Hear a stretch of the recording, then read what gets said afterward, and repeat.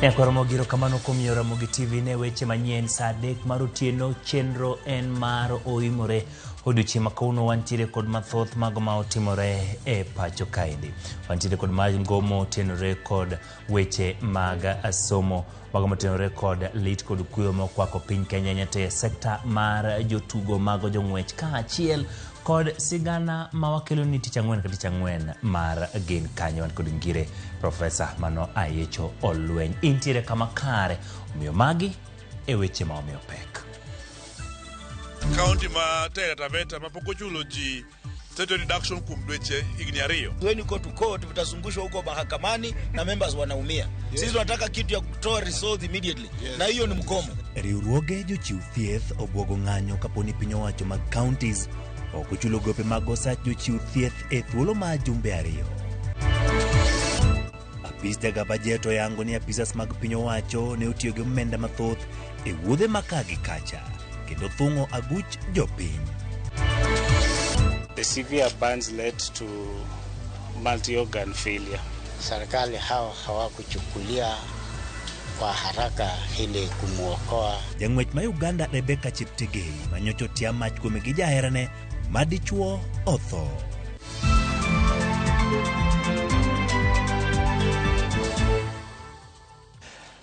Machiegni Nyakoromogi nyalo tudri kod layo matudruok mapile kaachiel kod mbui magwa duto X, Facebook kaachiel kod YouTube. Arbe nyalo achiel kaachiel kokalo e mbui mara ma Facebook mar Ocheng Manuel. Ibobedo kimia pachi weche mopogore mokelo ni gi lakseche gi nyinga Ocheng Manuel jaluko marwa en Elizabeth Otieno bed kode chakruok nyaka giko. Riwruoge mag jochiw thieth e counties duto ma pacho ka ochiwo thuolo ma jumbe 2 ne tend counties mondo mi ochul gi osach gi mago ma jochiw thieth ma pok ochul kuom thuolo mar dweche 3 moko kuom counties. Gibogoyo tich kendo dhi ng'anyo mar sundo tend counties mondo mi omiyo ochul gi osach gi kendo keto kuma mar thieth ne jotije kendo chwalo omenda ma ing'ado dwe ka dwe. Lidio Keyo nigi ler. Solidarity forever. Mana dweche manok kende bang' jochiw thieth bago ng'anyo e pacho ka. Ng'anyo machielo koro limbo e counties maromo 40 Mathurka. Comrades, power! E twak margi gi jofombo, riwruoge mag jochiw thieth omiyo counties maromo 40 jumbe 2 mar chulo osach jochiw thieth ma oseleo kuom dweche maromo 3 e counties moko ka koro gibono tend counties mondo duok chenro mag thieth e sirkal mamalo kata chenro mag thieth koro tamogi. Some counties have not paid salaries to the tune of 3 months. And these counties include Machakos, Meru, West Pokot, Kakamega, Nairobi, Hembu, Samburu, Taita Taveta, Homa Bay, Kisii, Kisumu, Nyamira, Mombasa, Kajiado, Migori, Trans Nzoia, Vihiga and Bungoma. A strike is a constitutional action. It's also a legal action. It's allowed in the law. So we decide which one is the easiest way. Because when you go to court, vitazungushwa huko mahakamani na members wanaumia. Sisi tunataka kitu ya kutoa result immediately. Na hiyo ni mgomo. Bende gidwaro ni mondo mi counties gone ni jochiw thieth duto obedo kod okumba mar thieth mar neno ni gido thieth mowinjore. Pono ne gibedo kod midekre ka bende giywak ni kata mana moko kuom winjruoge mane gibedo godo bang' ng'anyo dweche 3 mokalo. And therefore, as much as they work in these hospitals, they are unable to support themselves and to get the care that themselves provide. This is the highest level of negligence that you've seen in the counties. Despite the recent strike that we've had from different health sectors, these counties have decided not to honor the agreements. Ewimano, riwruoge go dwaro mondo mi counties go chwalo omenda ma osebed ka ing'ade osach jochiw thieth e weche mag hola, riwruoge Saga, NHIF kod mamoko ka giwacho ni rem chwalo omenda go kuonde mowinjore osekelo midhiero ne jochiw thieth go. Makoro nitie mana counties moko motimo tama. Kaka county ma Taita Taveta ma pok ochulo ji state reduction kum dweche higni 2. County ma Nyamira, county ma Meru, magigi timore sani. To fwenye nitie counties moko be kaka ma Migori, mabe timo anyalo timo gini. Koro en counties madhi 40 ma ndiko piny mwadhi miyo. Makoro ken kaponi county moro comply to wawe ma oko. To kaponi ok gi comply to dhi chulo nyaka ji ng'any kanyo. Koro mar jochieth te osiptende. Mabire kinde ma jochiw thieth moko kuom counties ma pachoka osejwang'o tijegi kae kaunti ma Nakuru jochiw thieth wacho ni tend kaunti no ok dew ngimagi kata mana kinde ma tuo mar mpox sechechgo ni e pachoka. We are not here requesting, we are demanding. We've worked for our salaries na tunahitaji tulipwe pesa yetu. Isi ati tunapembereza. We have mpox with us. We are looking at laboratory all the time. We can get infected, but we are not considered. E kinde ma weche magomo koro pongo lwasi ma pachoka nyakora magajwang'. Chenro mag thieth e counties duto maromo 40 kidek bedo kod ng'ikruok. Konono ni tend counties okotimo kaka gidwaro. Lydia Okeyo, Ramogi TV, Nairobi. Wadhi nyime ni mutni maka kod kacha pod medo nyiedhore e riwruok ma Kuppet tok jagoro maduong' Akelo Misori ne chungo ng'anyo apoya. Kotelne kod jagoro ma Kuppet bade ma Siaya jopuonjgo ywak ni thoth gi manegi ywak manegin godo pok giyudo duoko. Ka pisi mamalo bende ne ok olalre kod jotelo mamoko motelo ne chungo ng'anyo. Simfros Okenda nigi ler. Madhi Jumachiel to Kuppet chungo ng'anyo mare manokawo Jumachiel paro mopogore pod medo nyuolore ewi kaka ng'anyono nochungi. Jokanyo mag riwruok ma Kuppet bade ma Siaya lero ni ok gimor kod kaka ng'anyono nochungi apoya. We were disappointed with the manner in which the strike ended. None of us had any idea whatsoever that the strike was going to come to an end.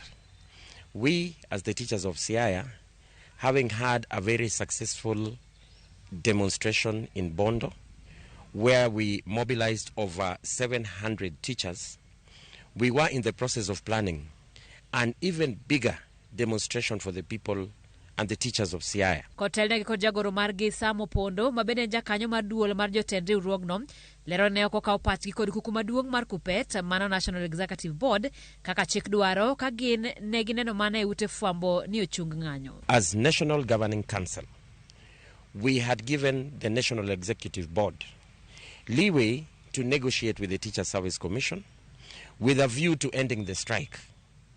We had even told them to explore possibilities of alternative dispute resolution.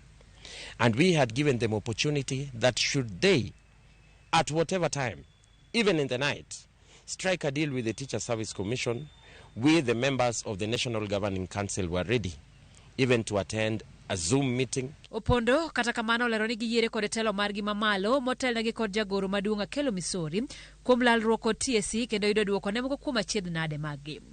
Wach mosir kod nyawadgi Ibrahim Okungu ma en jalup jakeno e kaunti ma Nairobi. We are in total support of the National Executive Board led by the chairman Omboko Milemba and the Secretary General Brother Akelo Misori. We do however wish to state that in future all the protocols that run union activities insofar as calling off industrial action is concerned should be followed. Ewi wach mar golo Akelo ya PC ne jokanyo ma ok oyie kode, Okungu lero ni Kuppet kod demokrasia kendo jotelo masani pod ni kod thuolo mar tiyo nyaka higa mar 2026 kapok gidok e debe. Telo mar Kuppet ilokoga after every 5 years. And kaka wang'eyo ni Kuppet is a very democratic union. Koro gima nyalo timore ni joma nyalo wacho ni mondo loki onge gimoro minyalo tim ma ok odhi constitutionally. Koro after 5 years ma en 2026 apani wan gimoro 16 years from now jopuonj ibro mit teko teko brodok ne jopuonj mar yiero jotendgi. Waonge teko mar wacho ni ok wadwar ng'ani mondo wagol ng'ani, but wan gi teko e debe. Jopuonj gi osingo mar dok e ng'anyo poni duol mar Teacher Service Commission ok ochopo kare singo margi. Simfros Okinda, Ramogi TV. Migawo mar somo yango ni chenro mar ikruok ne penj madongo mibiro tim dwe manyien osechakore. Kane olose kinde mano tele nyasi manyisruok mag mwandu mag joma nigi ng'ol bende gitiyo godo e ngimagi mapile. Mano bagi katiegruok ma jogo manigi ng'ol kise, jagoro mong'ere migawo mar somo Belio Kipsang olero ni migawo mar ochako twak kod migepe mamoko kaka yo mar bedo arita kod jokanyo mamoko bende ni penj madongo otimre e yo makare. Kipsang oduoko erokamano ne jopuonj kuom chungo ng'anyo margi. Kolero ni giloso kod jopuonj mondo miyo tem matek gine ni juma achiel ma jopuonjre ne ok osomogo kalore kod ng'anyogo gido thuolo ma gipuonjogo gigo manokalogi.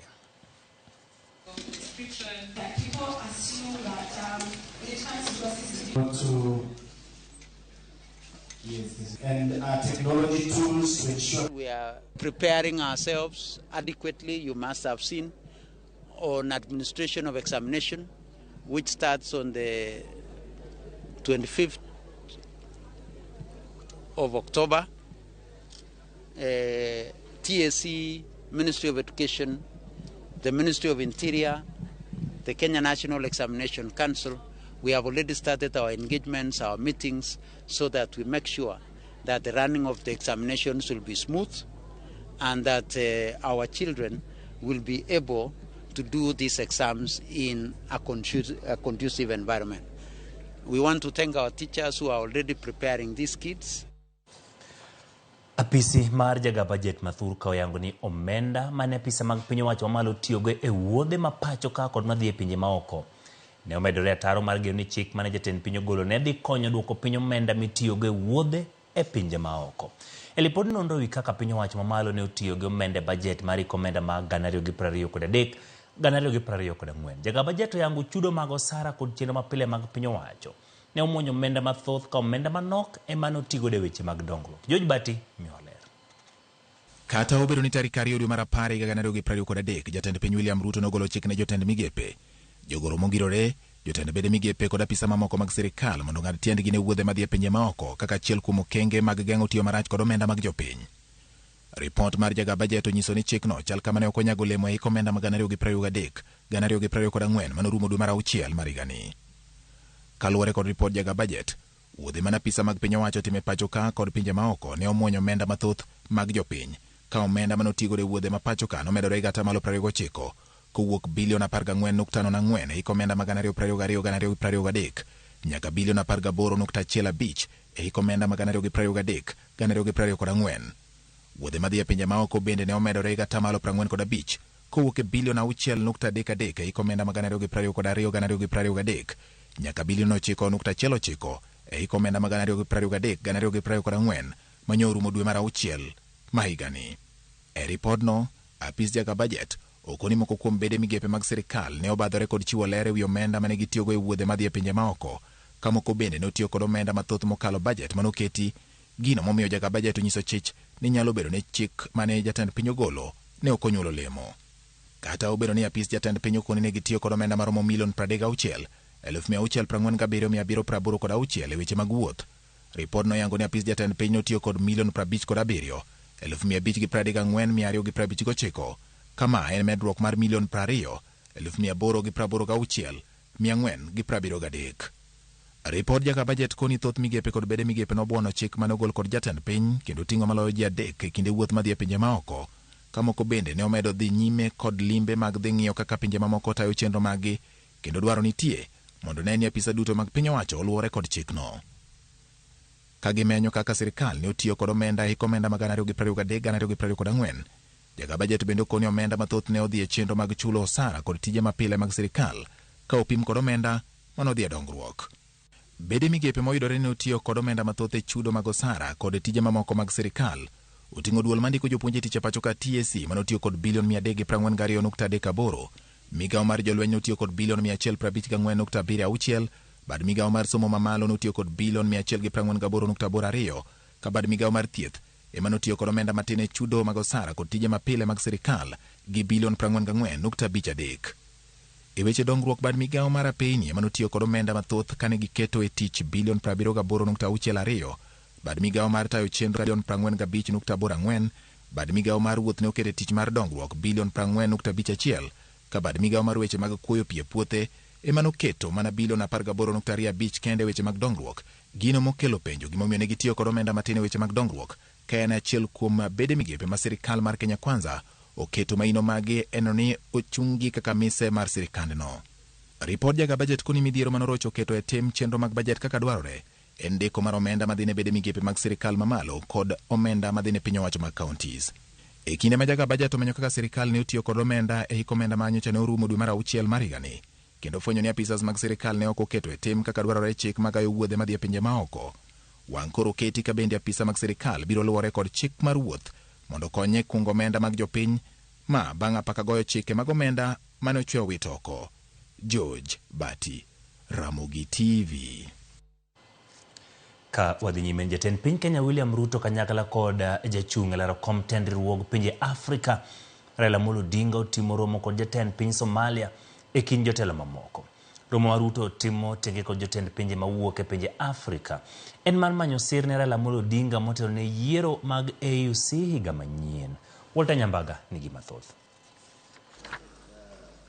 Bang' bedo kod romo kod jotend pinje mag Afrika biriyo odiochieng' manyoro, jatend piny William Ruto kod nyawadgi ma Somalia Hassan Sheikh obedo kod romo kendo nolo mbaka madundo e wi lemo mar Raila Odinga geto. Ruto mane oten kod Raila Odinga onyoso jatend piny Somalia Hassan Sheikh kod wach kendo kelo kwan mag jotend pinje mag Afrika ma Kenya oselombo medo dhi malo. E romo matimore e boma maduong' ma Beijing e piny China.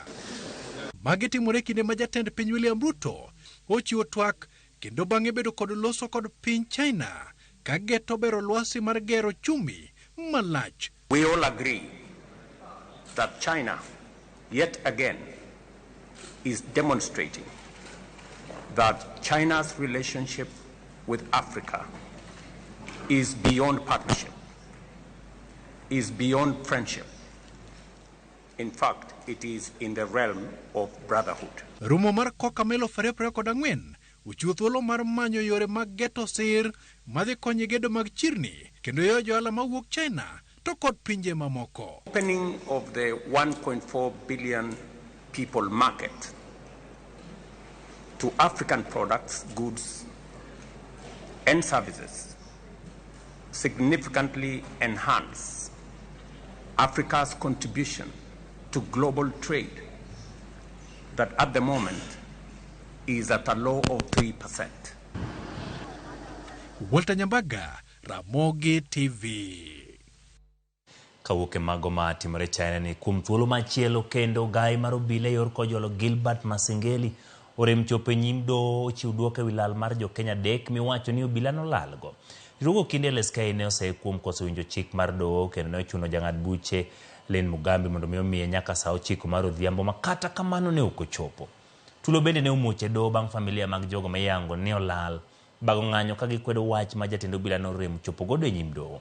Doho geno ni biro golo ng'eto chieng' wuok tich. Client is in Mombasa. We came with evidence. It's a must attend for him. The workshop is on the validation forum for the final review of work plan and budget. It is quite shocking that the officer who's supposed to uphold the rule of law is the one defying orders. We are therefore praying that he be held in contempt, because as the ruling stated, your ruling, my lord, stated, that the court has teeth and it can bite. It is high time that it beat, and it beat hard. They took another office first to have allegiance or to keep their allegiance to the Constitution. And this Constitution is one that has a Bill of Rights. It has the principles of rule of law. They are not just mere ones. It is unfortunate that we expected to see the court to pronounce itself firmly on this matter. And unfortunately, the court has allowed that issue until Monday, hoping that the Inspector General of Police is going to appear on that day. Kadhi nyime duol mochune ndiko bile tiche Turkan National Police Service Commission koro medo sara obila kako kang mar chwalo dwaro mar moko mayande osiem koda put manotelie kod ogai machon mado David Maraga. Jakom duol no Elid Kinuthia nigi kore mar chopo dwaro moko mag obila mar ne nigi tiyo e lwasi mowinjore kaka dwarore. Kaka jafamo maro Eric Wenga lero duol no mar obila bende podho medo lemo apisas maromo 1957. Obila mapacho ka koro biro buonjo mokalo kadhi e bengi tok piny owacho otemo mar chwalo lwetgi e yo mar osara margi. Kinde mokalo obila thothgi osebedo ka gwanyore gi pado kalore gi osara manok ma gisebedo ka gichamo. Obila ma yako ndiki e tich chakre e rang'iny mag obila ma bende ong'ere kaka constable yande chamo osara maromo 11,645. Tok kolo i lipot mar Maraga koro omedo obila ma kamago 4,000 kendo koro osachgi onyono 25,640 e dweni. Duol mar Kinuthia no bende nofwenyo ni nitie obila ma osebudho lemo mar constable no kuom thuolo malach maonge dongruok e yo medruok madaraka kata kodoko ni osachgi to yande dongo musmus nyaka 50,145. Ewi mano piny owacho odewo wang'i kendo omedo gi omenda maromo 19,640 ewi osachgi kaka okang' mar dino fuok mar madaraka no. The Maraga Task Force, whose recommendation include review and increase in police officers' salaries. Haima Berno bende nolwar ni obila madito manie rang'iny mar Senior Assistant Inspector ma thuolo mosekalo osebedo katero pacho omenda maromo 200,889. Koro chakre dweni geno ni gibiro yudo omenda maromo 221,915 tok medgi osara maromo 20,026 ewi osachgi mapile. Na kwa hii kazi ya polisi tunasemaga mbuzi hula kulingana na urefu wa kamba yake. So kama wewe ni mdogo unakula style ya urefu ya kamba yako.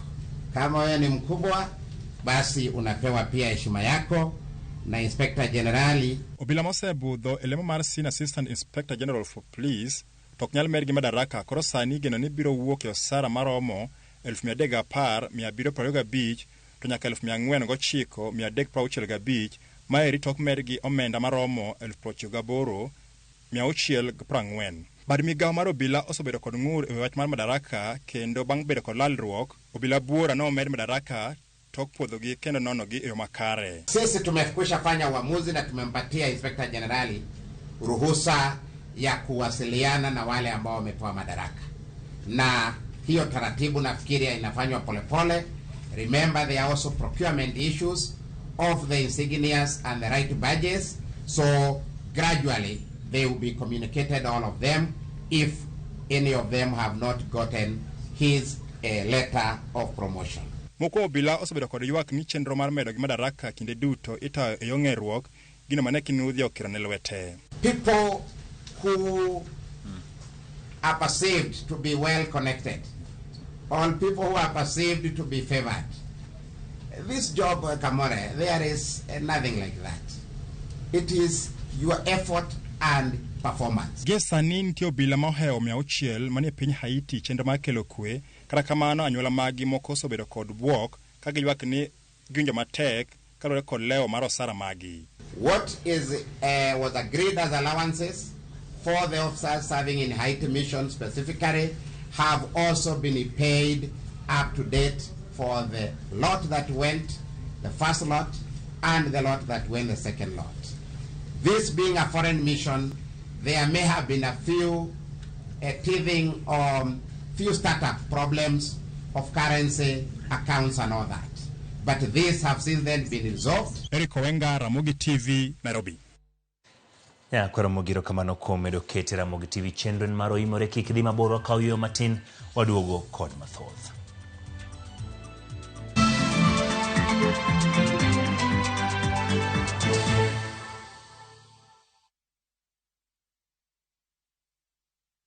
Pilot, uko ready kutake off na Shabiki Jet X? Ha! Shabiki Jet X inagawa kugawa. Cheza Jet X na as low as 30 bob, a wheel of fortune itapop up, spin, and instantly win your cash prizes. Tuko na over 650,000 Kenya shillings in cash prizes for the lucky winners. Boarding is now easier than ever. Log into shabiki.com na udeposit pesa yako, click on casino, then select transfer to casino. Weka amount unataka kutransfer, for example 50 bob, okay? Then click transfer funds ili kuconfirm. Sasa uko sorted. Click on casino na uanze kucheza Jet X. Ingiza wenzako na bado ubebe a share of the 650,000 Kenya shillings in cash prizes. Fly, spin, and win with Shabiki Jet X. Riwri kodwa kawuono e penj laktar. Kawa wacho ni ngima en mwandu. Wayudo ng'eyo kama inyalo yude kony e weche thieth manyalo biro apoya. Nyinga iluonga ni Eli Charles Omogo, alonyo e weche mag konyo weche matucho apoya kata konyo ji e yo mar uya. Kichopo kama masira timore Ruth, namba 1 nyaka iwuo gi jok miyudo kanyo. In ni ionge sama masira ne timore. Mana e penj laktar. Sapar gari odhiambo Kick by.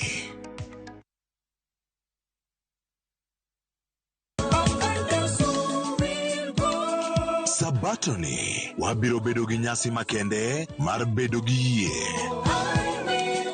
Riwri kodwa e dwe ma wadhialo Pathfinders e kanisa mar SDA. Kokalo kuom wende mamit kod jiwruok kwa kuom jakwath Christopher Wadoi.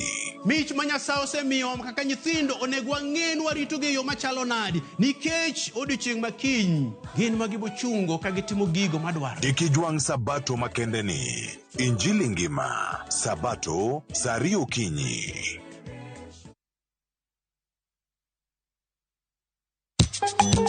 En jathum ma ineno kaka joma nochako kit thum mar Owangla.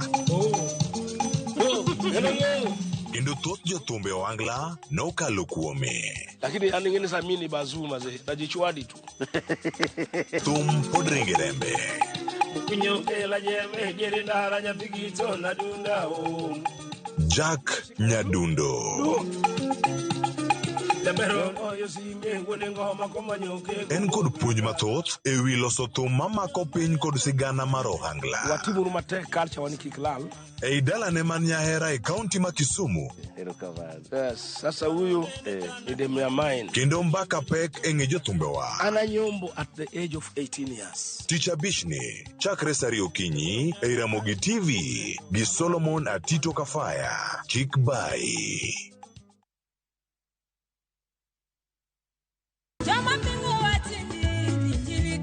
Jumapili e chenro mar Injili kalo. Wakelo ni Jumapil moyedhi moyangi ne joma tindo. Omiyo ka in ng'ama tin waruaki e chenro mar Injili kalo. Tudri kodwa Ben Otiende kachiel kod Roda Nyarko Kitmo. An ken the DJ bro kelo no mixes maliet. Bende wan gi jawer kod dance crew majolino. Mai duto e Injili kalo kae kik bai.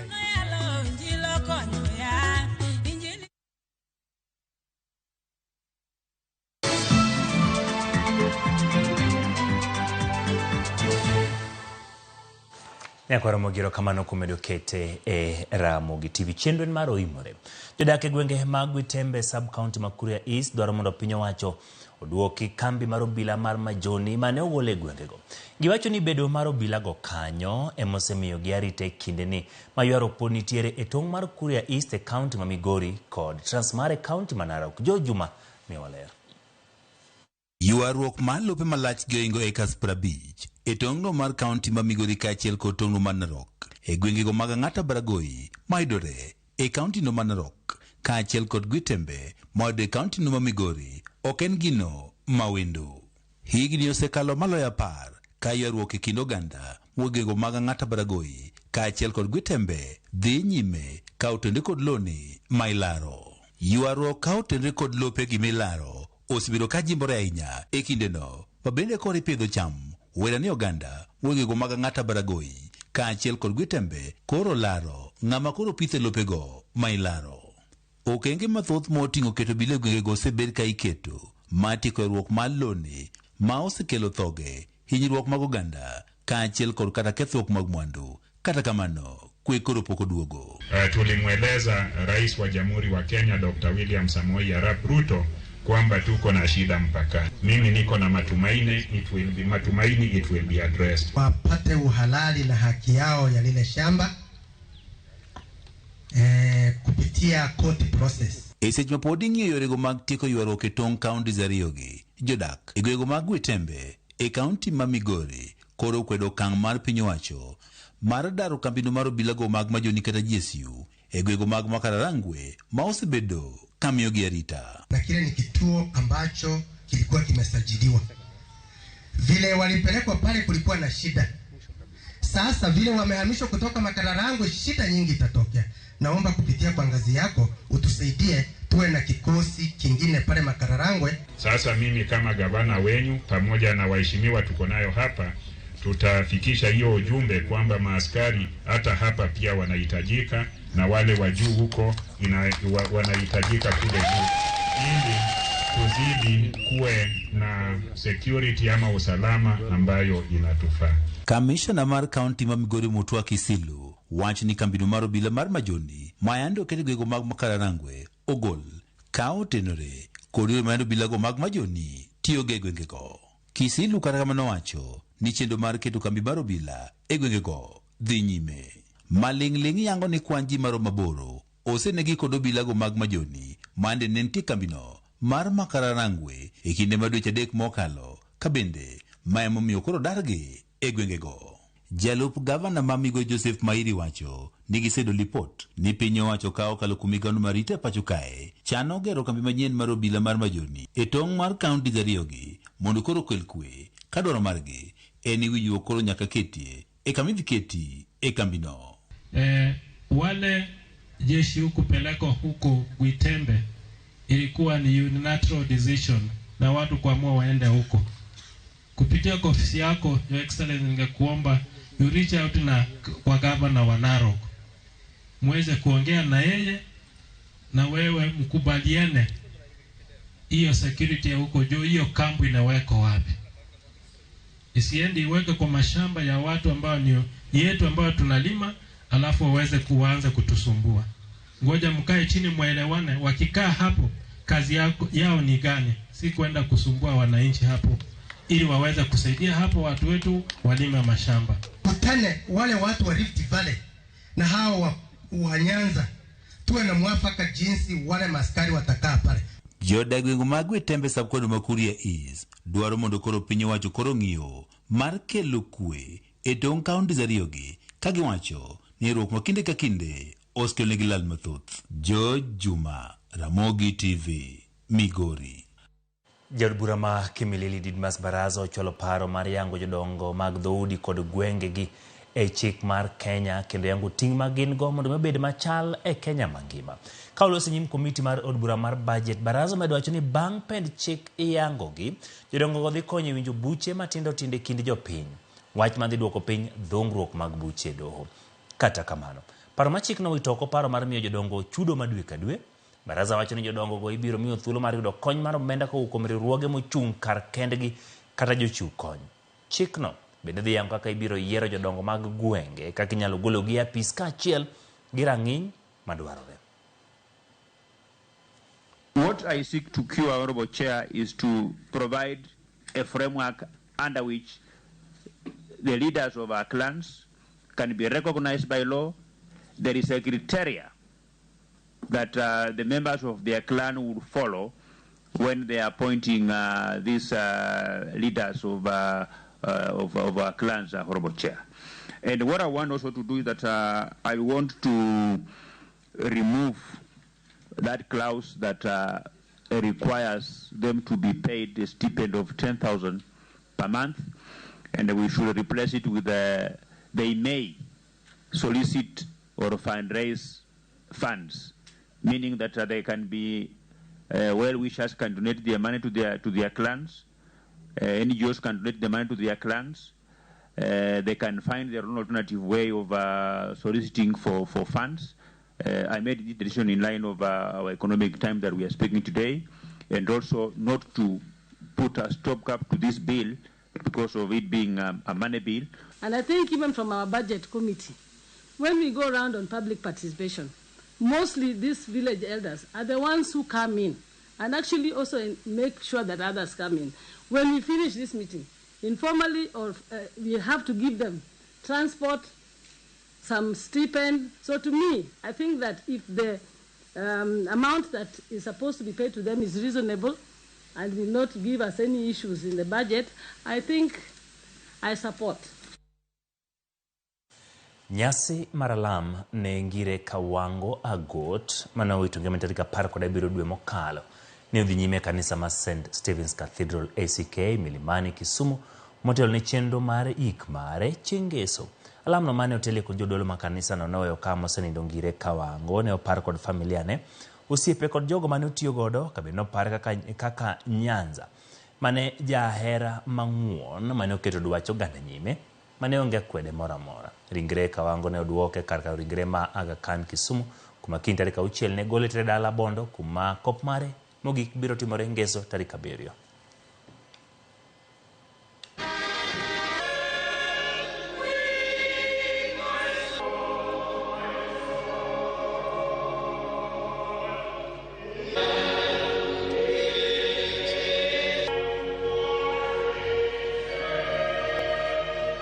I can't go into the details, but Prof, as you have heard, collapsed and died at JKIA Airport. And I would wish to thank you for coming together so that we send Nyabondo in peace. Mommy, you are truly a remarkable woman. I celebrate your incredible strength, intelligence, and an unwavering integrity. You are a devoted mother and grandmother, a guiding light of discipline, love, and heartfelt wisdom. To us, she was a professor and a doctor to many of you, but to us, she was simply my sister, or our sister. We called her Ngwano, meaning grace. For anything, Koneno ni in desperate, in a good way, she would come out over to help you. She put people first. She put the people she worked with first. She never wanted all the credit for her work. She wanted everyone else to have the credit. She put everyone before her needs. Nyasaye oket chunye kama okwe. Wadhi e sigana ma kawuono. Nyakwara mogi mana kaka juma ka juma wakelo ni chenro mar gin kanye. Kawuono menyo ni jaod bura machon ma Muhoroni. Mano ngire kata Profesa Ayecho Olweny. Ngire Ayecho Olweny ne en achiel kuom jod bura mane okedo ne pur mar ochele adua. To kopogore kod mano, Ayecho wacho ni osebedo japuonj mbalariany kuom thuolo mar higni ma ok tin ne 20. Kendo bende ne en jatend migawo mar somo kinde mokabe pacho ka. Jata chenro ni Walter Nyambaga miyo wasigane.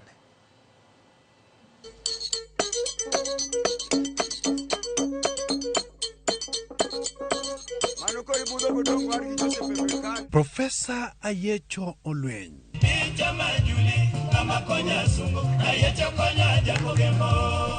Ane wuoth kochomo Kisumu Kajulo, manyungire kathume mowere ema gidamos.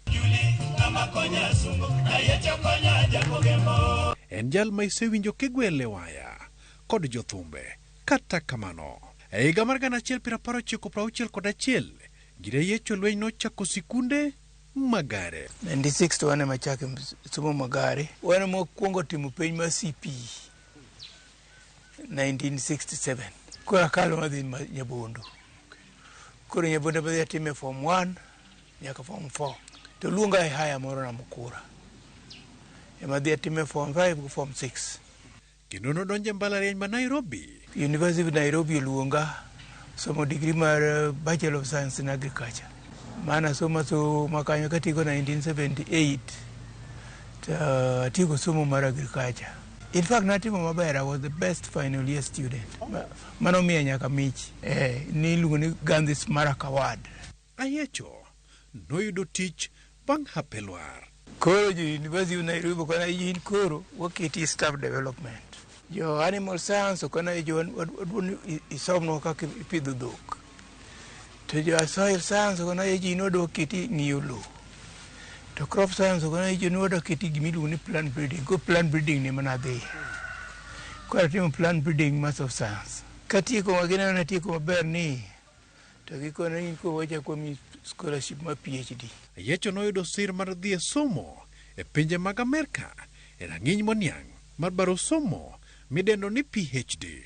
Giyudo na scholarship ne World Bank project. Koro ni miyo jok mabet ber mariek dhi somo loka. Utera University of California, Davis campus, faculty, the agriculture school my University of California. Na dhi timo gimiluongo ni genetics. Ayecho kata ne somo kamano, ne ogoye ratege kod mbalariany ma Nairobi mar duogo tiyo negi kakorak ne wacho. Masters University of Nairobi mano miyo scholarship. PhD University of Nairobi mano miyo scholarship. To PhD kana dhi timo, ko na chaka sign bond ni nyaka duogo ti University of Nairobi. Ayecho ni kod lony molak kaka japuonj e mbalariany nyaka ma Maseno. Abiro Maseno. In end of 2000. In December 1st, kura biro kanyo as associate professor. Kalore kod sombe, kod kaka jatend piny machon Moi, ne tiyo jopiny kod athiri, ne koro chune mondo donje siasa. Though no kairo siasa originally. To kaka ne Moi tiyo Kenya, no me adonje opposition, bandwagon. Ma 1992, early 1992, Mocha Ford Pressure Group. Yes. I found myself in Ford Pressure Group. Up to today, can I explain Gimanotera? And mind you, I was not using this institution Masirkal. It was good luck, no Koryemba. To Kakanati me, give Ford Gonati Moko, Kani University and lecture mocking in bit interactive yosias. Yecho no chung mokwongo kendo kadwaro kom mamuoroni kata kamano no yombe monyon mutelo to bende ne okowito geno na jung na dwaro nomination mar NDP. Okay yude mano miyo mamo chung turo kuche. Siasa mar duond bura owacho ni ne tek adua kendo kideno en kanyakla kod agwambo tijgi ne ok yot. Koro an nadonje siasa 1992. Political activist a Ford Pressure Group. Ma Ford no lock party. Makoro ne an member mar party kanyo. Koro Ford obareu Ford Kenya, Ford Asili, kia Ford Ango, ananja Ford Kenya. Koro wadhi kamano. Nyaka jadung Jaramogi oto ma tungri buku Ford Kenya waka wamalu lar Raila orengo gingino ongo wamalu wakocha. Bas wanu wadunko Raila koni Raila loso oyudu party moro matin NDP. Wariyo rekode kono. Bas kuro wadhi kamano. Nyaka 2002 NDP wani ubedo disbanded wadonji KANU. Nige 2002 ni emwa pull out of KANU. Te mara Raila okelo party moni LDP, Liberal Democratic Party. Mane nyisi mara nendanya. Bas koro LDP ne mwariwo reko ginak. Yecho no manyo lemo mar ja od bura mamuoroni kendo gweyo tao kowuok e mbalariany meno yudo thuolo. Kata maseno kono be jogo no kong'eni ne an siasa. Koro samo koro dong 1 month. Not actually 1 month. Dong 1 week. Adir VC ni bwana dwa. Okoni aidhi kure, okoni nadwa dhi chung. Okoni chungi be ni siasa. Ya kona dongo siasa matin. He was surprised. To campaign magene chalo nade ne gin mag kor gweng kendo ne mulo chuny jopiny. Anatimo campaign e ground, grassroots. In fact, gimano oendia to the public ahinya. Nahero timo projects mag community based projects. Then nitie dier moro kanyo ndalo moko ka wach gine ne ochakore. Ayaki. Yes. No biro gi project moro kanyo. Mar AIDS awareness. Kuro puonjo jopiny. To nen project ma ne okelo no pesa mang'eny. No ndiko nyaka ji. Okoni siasa mareto kod masani ni kod pogruok malach. Moro dwa dhi skul kacha. Skul moro dwa gero kanisa moro kacha. Gik moko thindo adhi kara gi siling 5,000. That time 5,000 was a lot of money.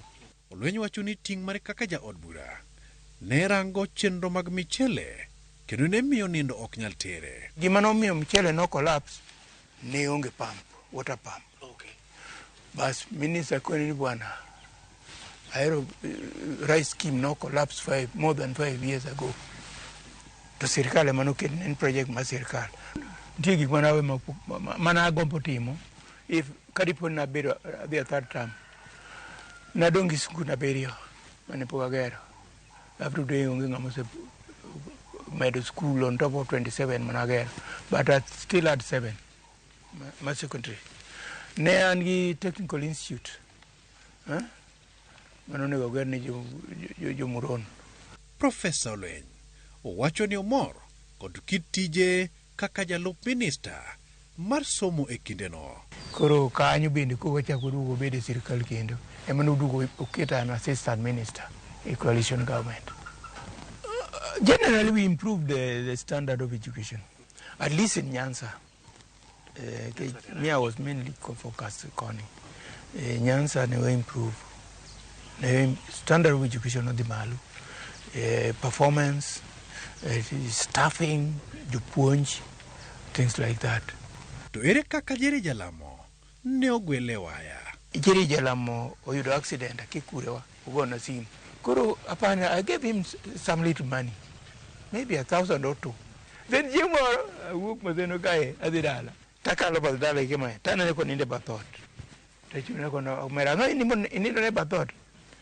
ngama duong ni ini ndo kaya ngatimi ni urura tuo kara ngatuoi ni malaria morogo yaka ni agolo pesa mama tin apa nena por kena 2000 gon bwana ka pesa ni di hospital kose yera sometime in mid 2003 around August kai ubiru ira office Nairobi kakolo MP ubiru ki cassette maro kanyu we still have okwani ukane aweri agoni tom ago tom no mano tom mane meet. Then the following 2-3 days later uke ready maramo yapana gigoye. Inyalo penjori ni lwar mokwa kenoya kure ayecho ne ng'ato jalo gi ojalo banka ne omonjgi e magawa moro Kibwezi e kinde mane gidhi e romo mar timo nonro malach mar mbalariany. Na the University Research Station ma Kibwezi koro kwasetiyo in up to evening koro wadhi a nearby restaurant in the village no chiem kanyo no bed attacked by thugs but nego ngato kanyo kama gigo wiye gi chuma maginege. As I was watching, we were lying side by side. Once they healed, then I started having gray hair coming very fast. Gideon lweny wacho ni somo pile ka pile kapok ayula okwanye. Somo mara somo mang'eny ok anindo kapok ochopo saa auchiel. In fact anindo ka saa abiriyo because of book work. Ekadi bed updated gi gik matimore e academia. Kingeni ngama kamanyo ndiko gima kama ngama kamanyo timore research makama makata nino ka wuok ni we put into together a book. Edalane en kod pith buora kendo opoyo pith mar GMO pith man kod nyinyo mamiyo chiemo dongo piyo. And plant breeding and profession mo sana giloso kodhi. Inano gik mopidho manyasani ni hybrid maize, kiang'oma hybrid, GMO no, inano GMO mudagi ni. Ber mapokro no. To be saving ngama GMO ne. Giza.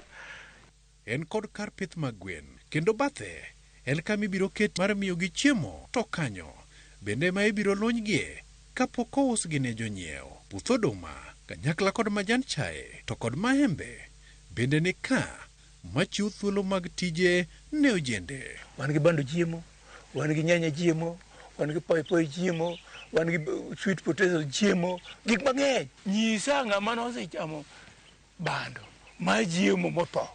Nyakwaramogi erokamano kuom bedo kode chakruok nyaka giko. Jata chenro mari kuom thuoloni duto ne en Walter Nyambaga wuod Kowero. Thon ka ji dhi kendo ka ji duogo. Oriti masane.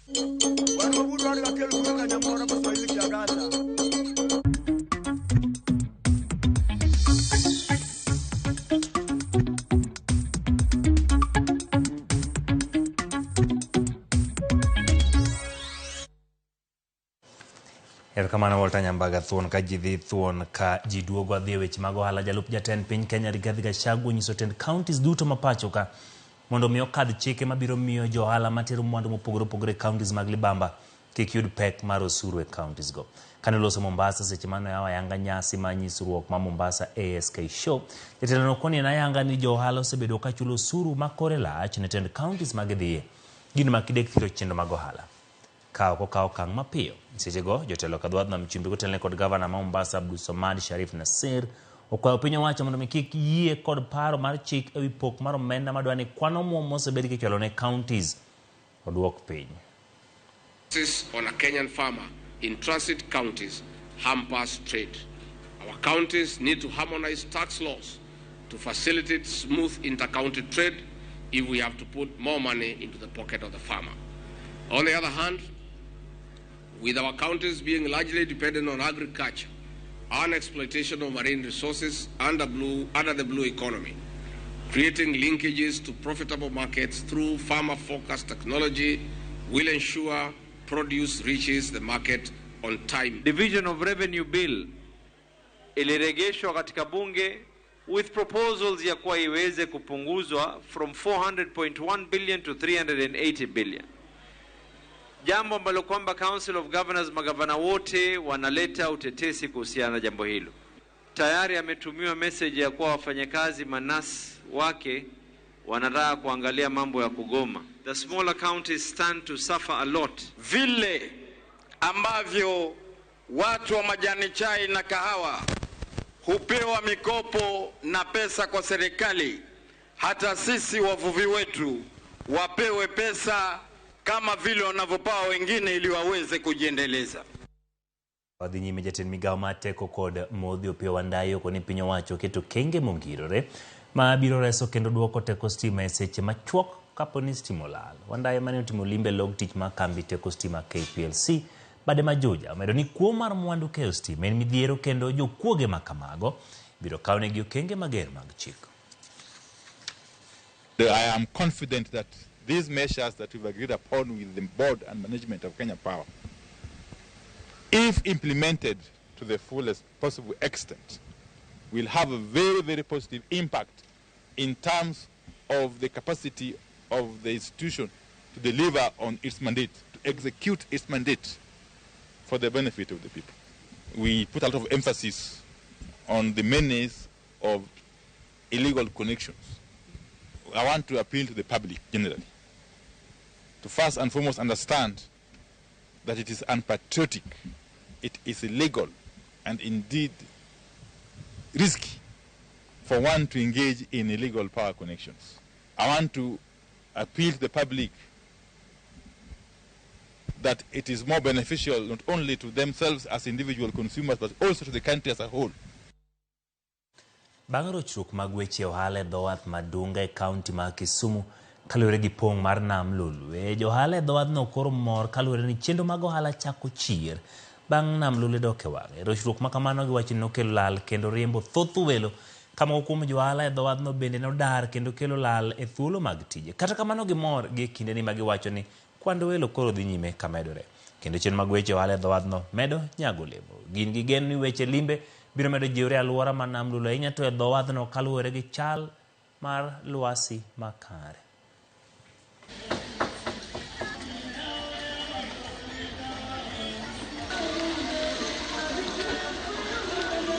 Aseloko rech higni 29 kaloko rech, lakini wang'ni to pi nopongo nam mokelo pi ma green cha makiketo rech to rech kethore dakika achiel.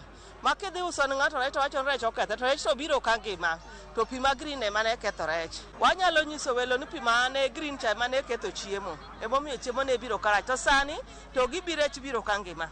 Diero makende Dunga Beach ka ohala ne rach kendo wan kaka joma savo welo nwabedo gi hinyruok niwach welo noluor biro ka kaluwore gi pi nopong' maonge kuma ne ginyalo luwo. Kendo sani wayudo welo mopogore opogore, wayudo welo moa Mombasa, Nairobi. Sani koro en surprise ne ng'ata ng'ata ka gibiro to gineno ka wan gi new look, waseloso gik moko koro dhi mbele kendo welo wasechako nwang'o biro maber gi buok ka watimo changes ma ne ok gi expect. Omiyo kata jothurwa manyocha nigi toni ati ni pi nam kawo kare nam kawo kore, wasetimo mwanyalo, Nyasaye bo winjo ywakwa.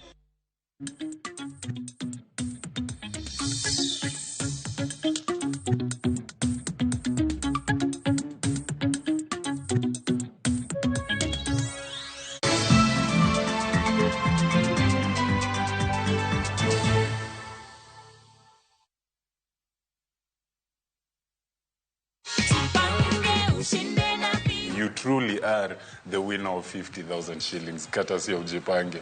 Thank you. Una feel aje? Na feel vizuri sana. This is your check of 50,000 shillings. This is also the goodie bag, the Jipange goodie bag. Hii hata tuambiagi watu nini niko ndani. They can tell, especially my fellow youths, that wajipange na Viusasa.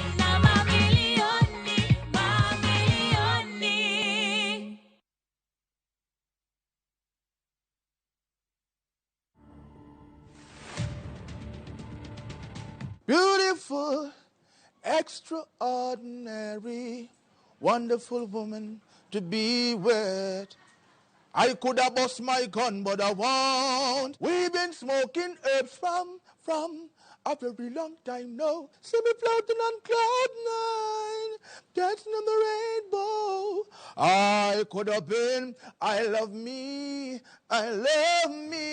oh, I love to be. Turbulence to the future. Digital what?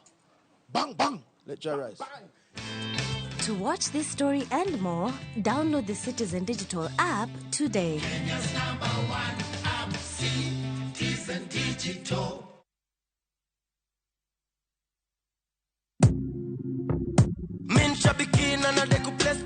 Naitwa Daniel Kimanzi, nimetoka Kitui County. Mimi kazi yangu ni an engineer by profession. Shambiki Aviator, nilianza kucheza na pesa kidogo, nikimprove kidogo. Nilikuwa nakula tu natoa, nafanya kazi zangu, lakini mpaka saa hii ndo nimefika mahali nikakula pesa mzuri yenye inaweza nisaidia. Saa hii nikiwa nimesimama hapa, niko na furaha sana. Nimeshinda 1.5 million kama venye mnaona kwa hii check. Hii pesa itaenda kunisaidia sana pamoja na familia yangu. Niko na watoto shule, italipia fee. Biashara yangu ya construction pia huwa inahitaji pesa mingi, itaniboost kiasi kikapital, na pia nitaendeleza mambo mengine zangu. Win big in seconds. Aviator ya Shabiki.com inakupa the biggest multiplier in Kenya. Shinda up to 50,000 times your stake. Yani ukiweka stake ya 100 bob, ndege ipeperuke, unashinda 5 million within seconds. Changamkia Aviator on Shabiki.com. Not for persons under the age of 18. Authorized and regulated by BCLB license number 428.